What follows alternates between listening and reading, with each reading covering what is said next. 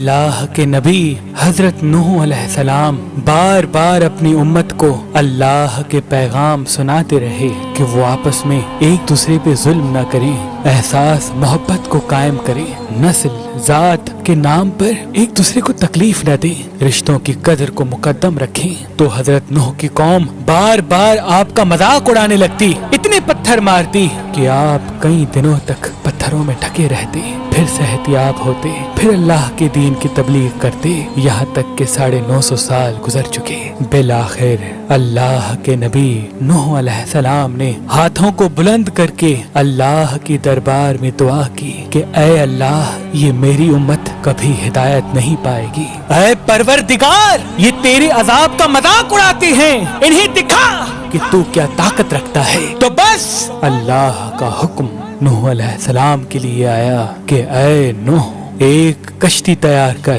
اور اس میں پورے جہان کے چرند پرند کو اور ان انسانوں کو شامل کر جو تم پہ ایمان لے آئے۔ تو یوں اللہ کے نبی حضرت نوح علیہ السلام نے درخت اگائے اور کشتی بنانے میں لگ گئے۔ وہ پوری قوم ہنستی رہی اور نوح علیہ السلام اللہ کے حکم کو تسلیم کر کے اپنے فعل میں مصروف رہے۔ تقریباً 100 سال کے بعد وہ کشتی تیار ہو گئی اور نوح علیہ السلام تمام چرند پرند کے جوڑوں کو ان کشتی میں سوار کر ہی رہے تھے کہ اتنی دیر میں سانپ اور بچھو آپ کی خدمت میں حاضر ہوئے اور کہنے لگے، اے اللہ کے نبی، اس نجات کی کشتی میں ہمیں بھی سوار کرو۔ اللہ کے نبی نوح علیہ السلام نے فرمایا، تم تو انسانوں کو تکلیف دیتے ہو، ان کو کاٹتے ہو۔ تو یوں سانپ اور بچھو رو کے اللہ کے نبی سے عرض کرنے لگے کہ اے اللہ کے نبی، آپ ہماری نسل کو بچائیں، ہم آپ سے وعدہ کرتے ہیں کہ جو بھی انسان سلام علی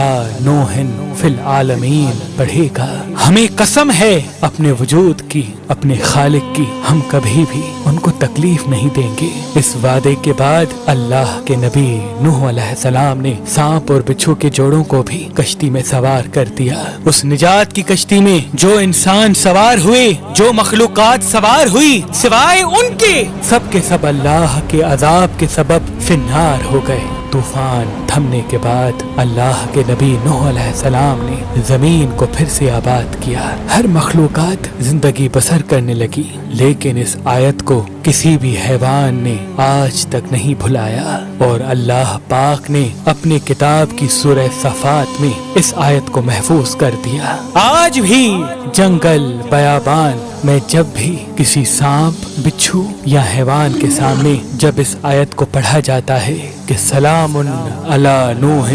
فی العالمین، تو سانپ ہو، بچھو ہو یا کوئی بھی حیوان و جن اس آیت کے احترام اور اس کے پسے پشت وعدے کو سمجھ کے اس انسان کے قریب نہیں آتا۔ بے شک اللہ نے اپنی کتاب میں ہر پریشانی، بیماری اور مصیبت کا علاج رکھا ہے۔